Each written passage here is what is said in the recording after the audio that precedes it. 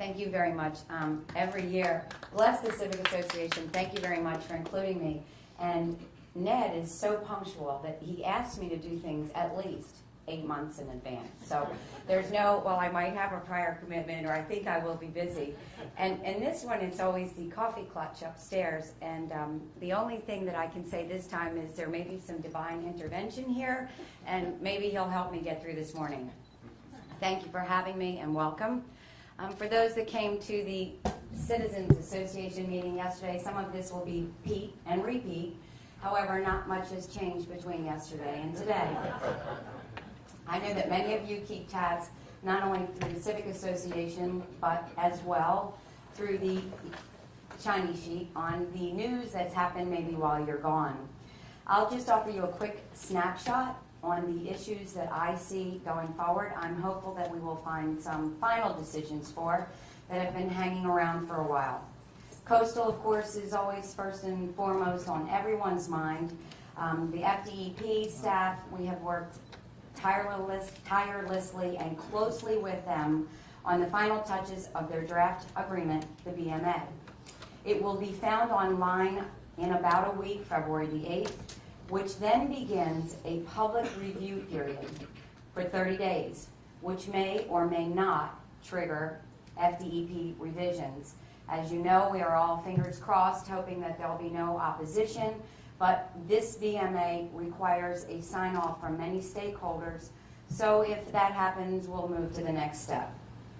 At that point, the FDEP also, I'm very grateful that they will travel not only to Palm Beach County, but our surrounding municipalities, offering them the details of this BMA, why it is so important to us, and get their signatures on that document. As you know, this will be the first time in the state of Florida that we will have stepped out of the box, which certainly we have asked them for hundreds of years, I'm sure, in the town of Palm Beach, to do a wide-ranging, inlet-to-inlet approach to beach management. This will revolutionize not only the process and the timeline of permitting, but reduce costs. We've been begging for this for years, and I will continue to champion that for the town of Palm Beach. One thing that I would like everybody to have clearly understanding of, the BMA is what they are defining as the most conventional and the least controversial of projects that have existed in the town of Palm Beach. In other words, it would lean toward projects that we've already done, working with us at the inlet, at the sand transfer plant, the renourishment that has begun both at Midtown and Phipps Park. If it's outside of those parameters, for instance, I know we have great concerns in Reach 7 and Reach 8. They will not be included. I can promise you that at this point they do not fall under the category of least controversial and the most conventional. It will, however, continue forward on the process that we've used, where we will have permitting and with both the state and the federal government, EIS, which has now already begun, which is an environmental impact statement, and continue to go forward. It does not mean it will never happen. It only means it will not be allowed to happen at a very expeditious and time cost-saving process. I look at Richard Radcliffe, and I would like to thank him in his efforts to gather all of the Palm Beach County municipal cities in a concerted effort to hold hands on projects. At the last municipal meeting, I presented to that council the opportunity for each of us together, while the coastal communities are, of course, issues important to us, there are many that maybe are far removed, as in Pahokee or Belle Glade or other areas. I have asked them for their support. I have asked them at some point, maybe in a resolution form, to our Palm Beach County Commission leaders to support this effort. It is critical that we have the coastal communities that are southerly to us and the county to sign on. As you know, it requires by the state additional monitoring. That monitoring we already do. It's a cost that's already within our budget. However, the southerly communities may have to share in some of that cost. The primary burden will fall on the town, but it is unconscionable to me that Palm Beach County, which supports projects south of us, would not be holding hands with us in concert for this effort. It will revolutionize their projects in the north, where, as we know, Singer Island has suffered from severe erosion, all the way up to, again, near Jupiter Inlet. A comprehensive review by Woods Hole. This is a peer review. This will take, the good thing about using Woods Hole is they investigated and reviewed our first coastal program. So they have a 10-year breadth and width of knowledge and can compare it to the next 10-year recommendation by our shore board. They will acknowledge to the town and make recommendations to the town council in their decision making as to what parts of that they feel are permittable and within a cost that the town taxpayers are willing to dig. I look forward to that report. It will be public February 28th and presented to the town council March the 14th. There will be many opportunities for you as the public to contribute to that discussion and participate in the decisions the town council will make moving forward. I know there was disappointment island-wide on the federal government's FEMA denial of funding for our erosion following Sandy. The staff continues to aggressively monitor those eroded beaches and stand ready with contractors, sand sources, trucks, and permits if emergency dune work is needed. The nearshore sandbars continue to migrate back to the beaches, and it is a very dynamic situation. Using $6 million, which is the backup plan right now in the coastal program, has not yet deemed a necessary expenditure, but can be used if and when we see what beach has become most eroded. As the beach migrates back and forth, the beach that looks bad today looks much better tomorrow. So I think it was a wise decision, but clearly needs to be monitored by both town staff and town council. With that loss of 330,000 cubic yards of sand, we will get a boost of free sand from the U.S. Army Corps of Engineers. Many times over the years, even that I've been on the town council, we've been at odds, so to speak, with the U.S. Army Corps of Engineers and the federal government, because their process for dredging the inlet, which maintains a clear and open channel for shipping, is suspect. Oftentimes they do that dredging, and because of turtle season, which they're more than well aware of, they dump that sand out in 17 feet of water. It belongs to the town of Palm Beach as far as I'm concerned. If the inlet was not there, the natural migration would carry it to our beaches. That is the most insane process that I can possibly comprehend.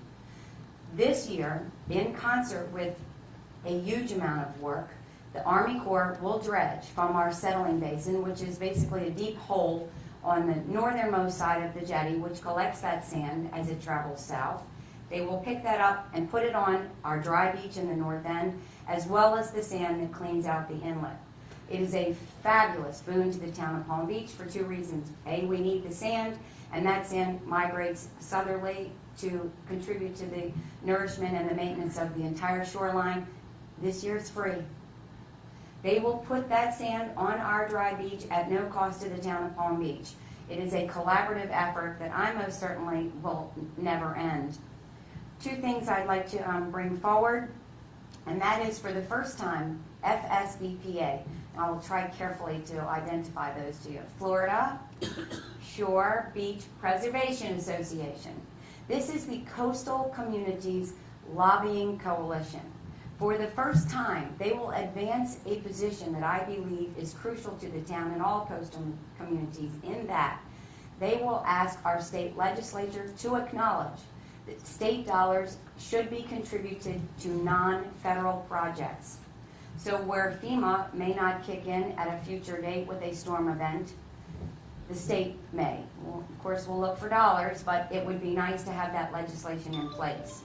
One of the cooperative efforts of the FDEP's BMA agreement has created a much better collaboration with our joint permit process, which is the federal government.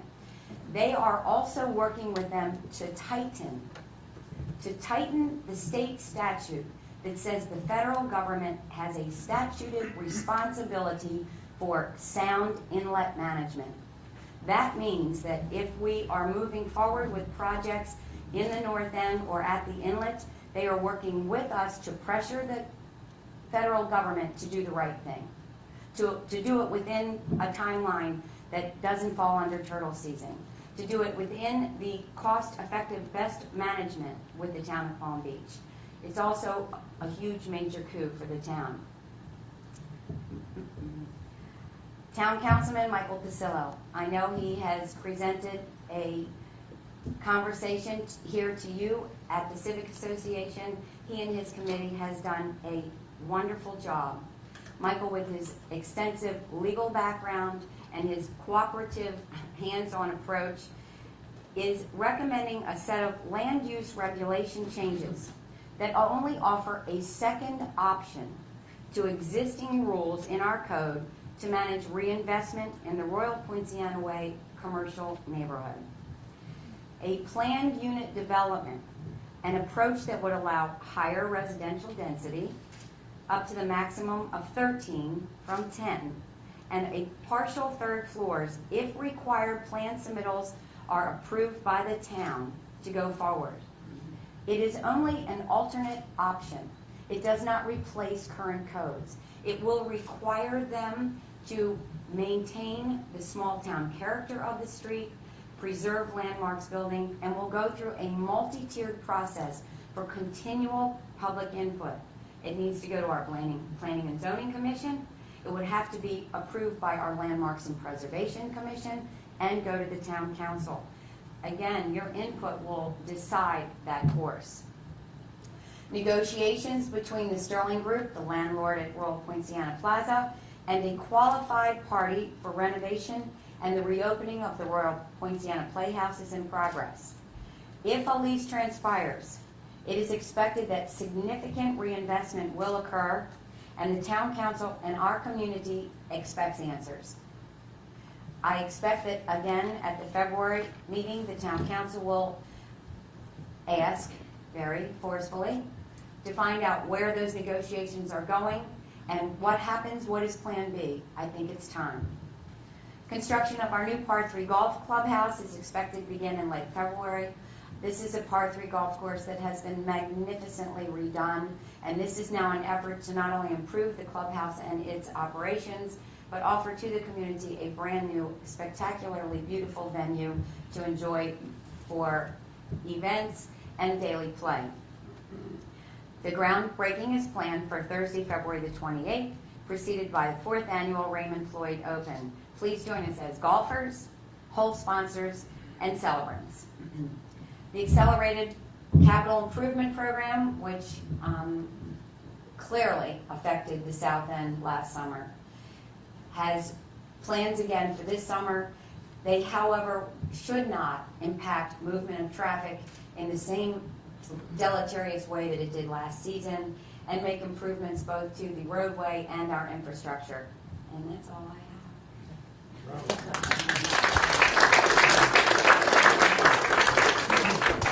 Now, I'm going to accept the same number of gentle questions that I received at Citizens Association yesterday. Was one.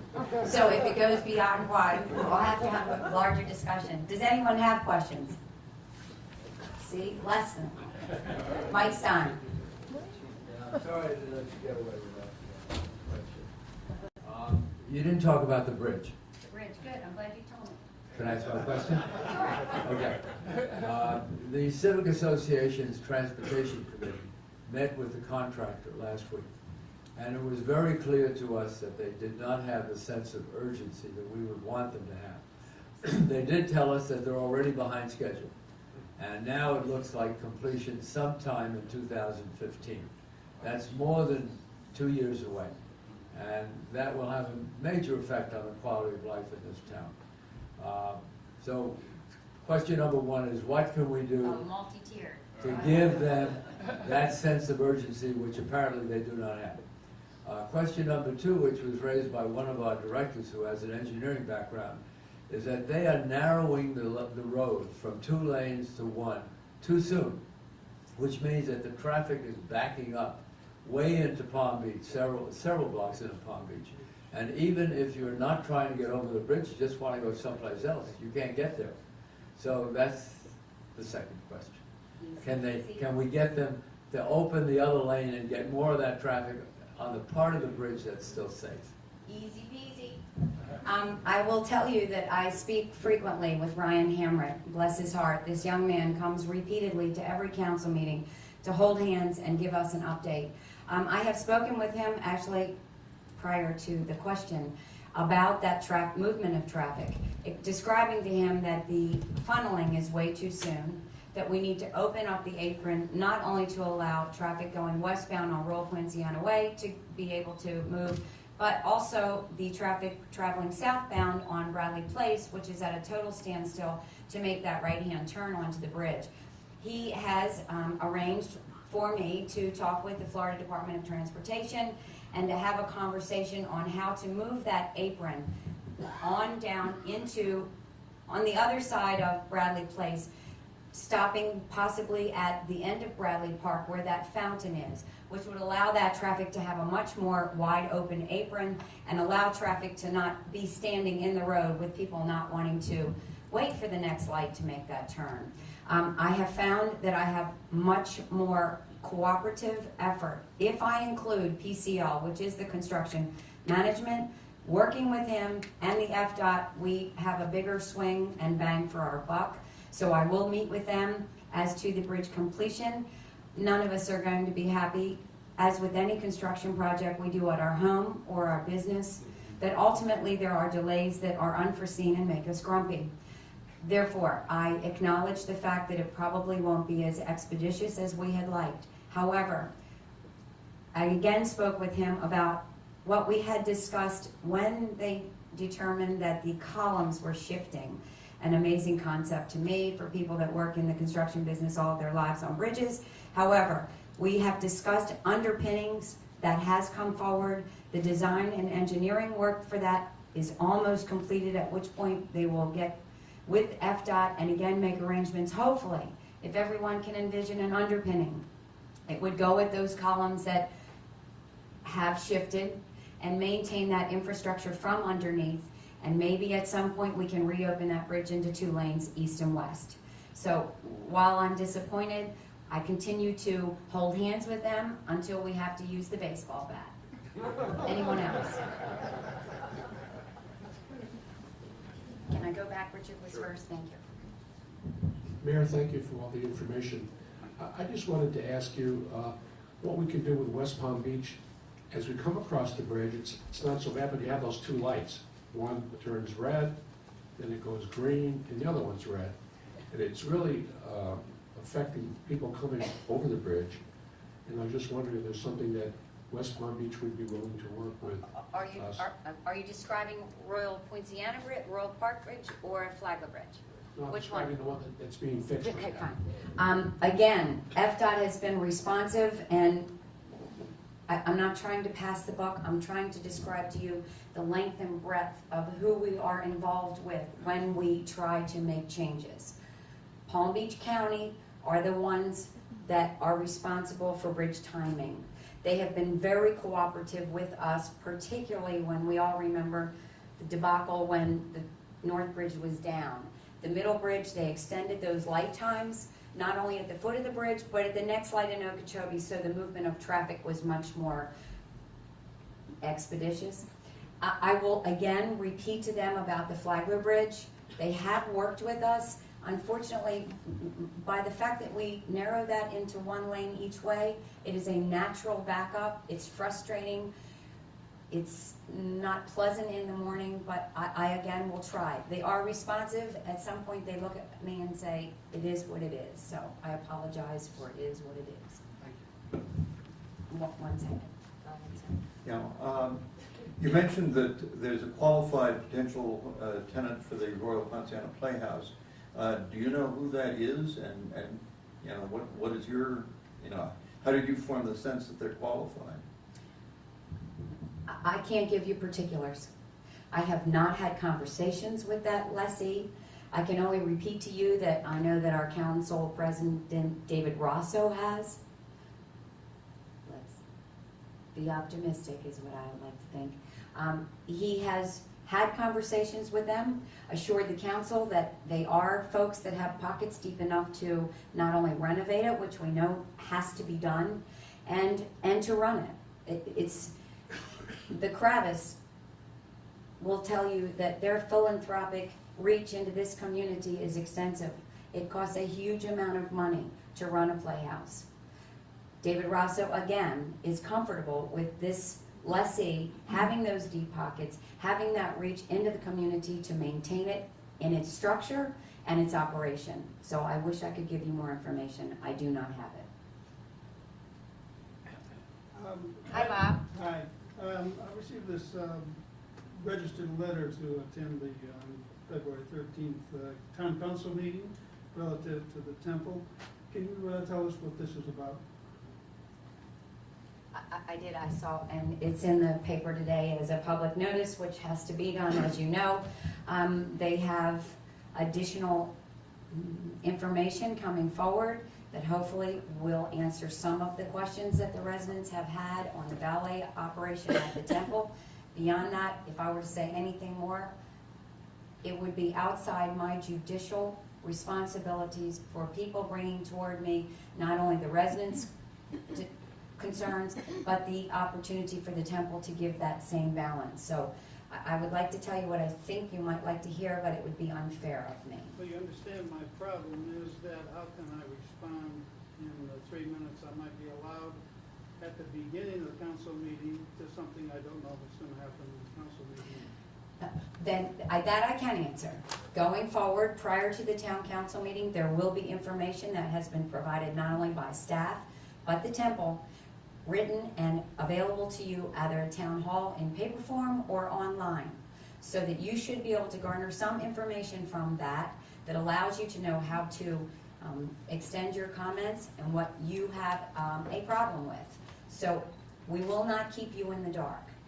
Okay, and you understand that. Will that have enough time so that I can make a response to a letter to the town council? You'll have time. You'll have As long as I can type 80 words a minute. Quick, and speak 80 words a minute. Gail, I want to first commend you on all your efforts, and I hope they are successful. However, with government mumbo jumbo, you could fail. In that event, I think I would hire an international nautical engineering firm with a huge reputation and ability.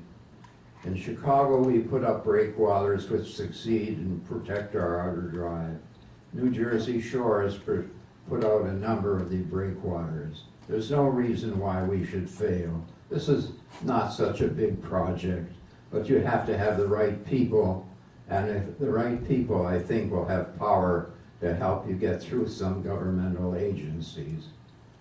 We've done a great deal. In medicine, we're at the verge of breaking through on cancer. In many, we're going to go to Jupiter and find out what Jupiter is. And to put a breakwater up does not seem to be that great. I think that certain engineering corporations can do it for you. Thank you. I appreciate the fact that he has the same feeling about government that I do. It's 2 steps forward, 10 steps back. However, let me make the distinction. It's not fair, and I don't like it. But the difference between New Jersey and the town of Palm Beach is twofold. First of all, they're federal projects. The town of Palm Beach has carried this financial load and this directive position to renourish the beaches alone. Secondly, what they do not have in New Jersey, and we have an extensive amount here, is hard bottom. Now, everyone says, what is hard bottom? It's simply rock. If you stood on the beach and you can see where there's a sandbar and there are rocks, we are unable to cover those rocks. It is against federal law. There's a Magnuson-Stevenson Act that prevents us from doing that because it is now considered an essential fish hatchery.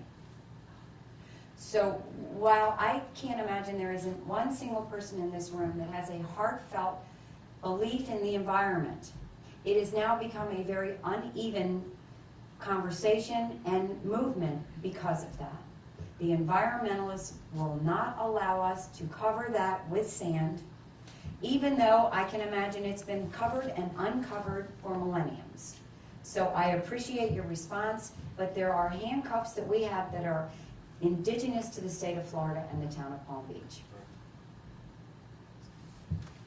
No, fine. You actually answered my question. Okay. Isabel, good morning. You look pretty in pink. Thank you, and you're gorgeous in black and white. I wanted to ask you, as our barrier island is shrinking, has shrunk, and attempts are being made to enlarge it, what are we ever going to do about burying the electric lines? In East Hampton, the village of East Hampton buried their lines, excuse me, in the 1920s. And I have a house on the ocean, had electricity the entire time. The surrounding small towns were sometimes 2 months, 6 weeks without electricity. We really must think of it. And you and I live in the North End, going up North Lake Way, looks like Shanghai in the 30s with the new poles that they put up. Please, think about it. I agree with you. Certainly on a barrier island with the potential storms, as we've watched our northern storm, Sandy, well, you'll be next, suffer with no electricity, and now in the freezing cold, we all appreciate the fact that it would certainly be something we would like to see happen. However, when I first came on council, having been indoctrinated in the Al Flam Substantive Issues School, we went over the undergrounding, as did your group, extensively. The $100 million, $120 million price tag at that point allowed this community to make the decision that that was not something that we should do at this time. Would you like to do it as we go forward? Certainly we can open up that discussion and reconsider and examine the opportunity. But at this point, what is on our plate is the funding and our commitment to what I call property insurance, protecting our shoreline with sand. So it's God's intervention. Anyone else? I was going to say, they've done it in one road, which is parallel. I'm sorry, go ahead, no one can hear you. I don't know the name of the road, Trail, I think, which is one parallel from Sunrise. They are going to do the power lines, and the whole street is pulling together, and it goes over months. And what he told me, it was acceptable and reasonable. And I think those lines are worse, actually, than the roads. And that is an initiative that each street within a certain distance that needs to have a commitment can put in your own underground electrical lines. There is a community, there is the area in Everglades Island that is doing that. So that is an opportunity open to every resident and every street in the island. If you want to carry that own cost, there is an assessment over time to your property, and the town will be happy to help facilitate that process. Somebody else had a Gail, thank you. I don't know if you've noticed or not, but the rocks that were put in front of Palm Beach Country Club, and in our last storm, how much the beach was eroded on either side, especially to the beach club. Those rocks actually have saved that wall and extended the life expectancy of that wall, which is in great need of repair. Has the board considered, some kind of jetty, or, I mean, that's simple, on what the town did to put those rocks in, and it's saving that. It's actually building sand there and not eroding that wall versus on either side. good question. That happened following a hurricane, where our primary concern is on a barrier island is the ability to get off and on. In a catastrophe like that, the federal government did allow us to put those rocks down, which is called a revetment. It is not looked upon favorably to be used at the length of the island, and that seawall is the town's responsibility. Some people say, why hasn't the country club done that? It does not belong to them. It is the town and the town residents' responsibility. It is on the schedule to be replaced and be rebuilt. That access road, we have one northbound on North Ocean, we have one north and southbound on Lake Trail. They are critical, and we need to be forward thinking, not only on the shoreline, that God bless the Shore Protection Board have sent through hours of presentations to make these recommendations on the coastline. Now they will take on the lakeside. They'll take on the lakeside. It's yet to be determined, but I think we can all see that the weather patterns are changing, and is sea level rising. How will that impact the backside of our inlet? Do we need to make decisions as to whether those bulkheads need to be raised? We need to be cognizant about the fact that, I haven't touched on this subject, that the Port of Palm Beach is looking to expand and deepen the inlet. If there is a storm, that storm event rushes, that water rushes through that inlet. And the last several hurricanes, what was the most impacted side of the island? The western side, the inlets, the Lake Worth side. Remember now, its geography is lower. We can't change that, but we can change maybe decisions as we go forward on how we manage the bulkhead and that coastal line. Rodney. Here he is. The state is heavily involved in the Snook Island projects all up and down the intracoastal. The big proponent of this is Lake Worth. They're really going at it down there and putting these, they were the first to put one in. If you've ever walked that little walk they have out there, they don't allow you to fish there. The snook are actually feeding off the roots of the mangroves, and they're wanting to put two of them in front of the golf course. And I understand we're fighting them, saying we don't want that because of the view. Now that Trump Towers fought it up here, but finally we got it going up there. The other thing about improving the fishing and the quality of water in the lagoon is also that it provides better fishing and cleaner water. Now, one of the things that Lake Worth has done is they do not allow water sewage from rainstorms to go into the lagoon. They're the only people around here that do that. Our asphalt washes right into the lagoon down there. We have any plans in the future for storm sewage to prevent it from contaminating the lagoon? Are we trying to clean up the lagoon? We are. First of all, let me distinguish between storm water and storm sewage. We don't have sewage that's blatantly rolling into the intracoastal. He's talking about storm drainage, which is frankly from a rain event that runs down the street into the water or runs through pipes to prevent us from being ankle deep or knee deep in water.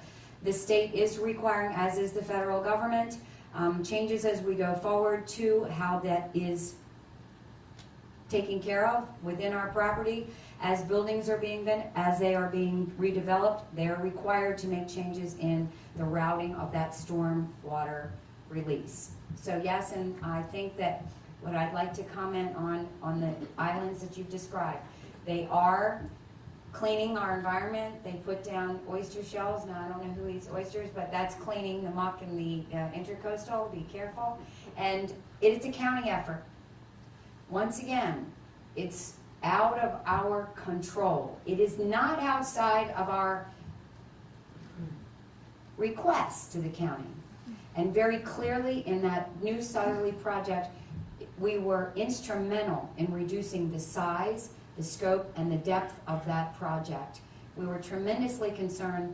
They're built with mangroves to anchor into the water to create a fish habitat, but would that also gather sediment, which would impact the inland navigation back into the south end. So we're very careful watching it and have added to their contract their maintenance of oversight to that project and to remove it or to clean it up if it causes problems to the town.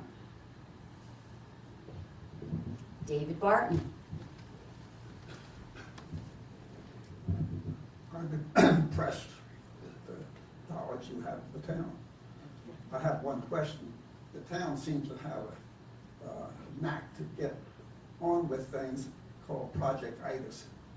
Why is the town not taking the time to determine the limit of growth of this barrier island when it's a built-out town? Vis-a-vis the infrastructure. It hasn't been done, and every time you bring it up, everything's Project Itis. What's wrong with long-range planning? I'm happy to answer it, but if you can specifically describe to me what infrastructure, and I will answer it. I'm not quite sure what you're Well, asking. in the north end where you live, I live, they max out every piece of property they get in there with, and the infrastructure can't handle it. They built, what's it call that drainage? Where they say the water has to be into the hole in the ground. It's the storm drainage again. Yeah, it's got a name. Anyway, it never worked. And the drainage problem up there is horrendous. The people who just showed up here in town from the South Florida Water Compact, whatever it was, Water saying management that district? 75, 72% of our island is in the flood zone. And they continue to overbuild it. And when you have no hope of getting it out of the flood zone, now the houses along there are raising their houses 8 feet. What about the next door neighbor? Nobody's doing any long-range planning to deal with the infrastructure. Vis-a-vis, where do you draw the line? Why has the town ignored it? Be optimistic, be optimistic. Oh, you get that look, and you say, whoops. I can only respond to the historic direction of the town. Several years ago, a council prior to mine increased what needed to be maintained on a property from 2 inches to 3. So that means if you build a home or you extensively 50% more than that redevelop your home, you are no longer allowed to just capture 2 inches of water on your property. I hear complaints all the time is why the town makes me put in this trenching and this huge amount of irrigation collection.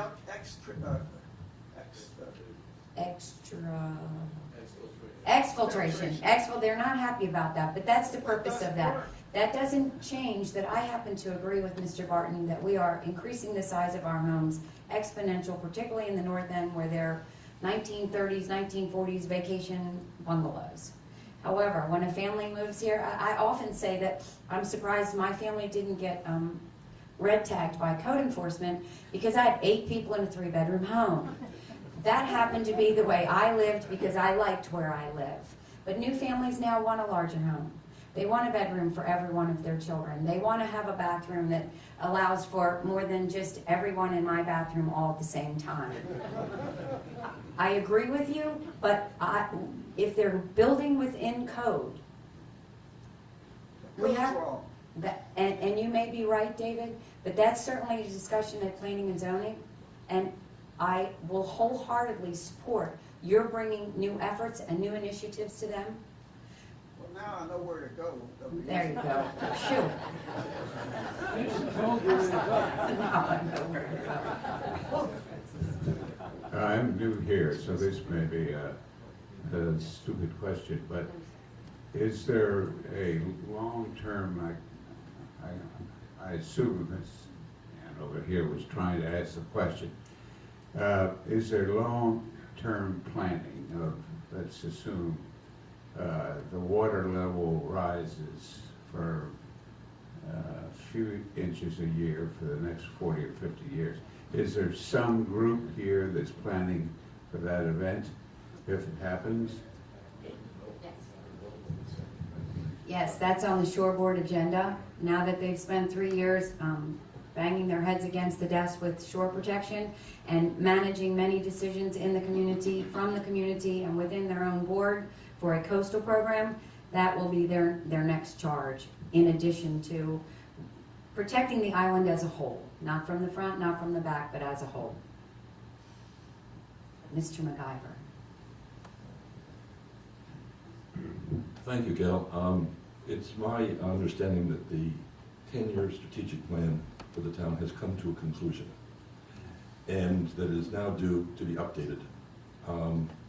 which would really address some of the concerns that have been raised here about infrastructure, priorities, what kind of capital funding is required over the next 10 years and how that affects the tax base, etc. What is the town council's plan to update a new 10-year plan? He's brought up the subject, the town council and by the town charter must look every 10 years at the strategic plan. It will be open again. I'm going to ask you, Brian, to look at the strategic plan and in your mind decide, have many of the issues changed from 10 years to the next? The last time we did this, it was a very small update.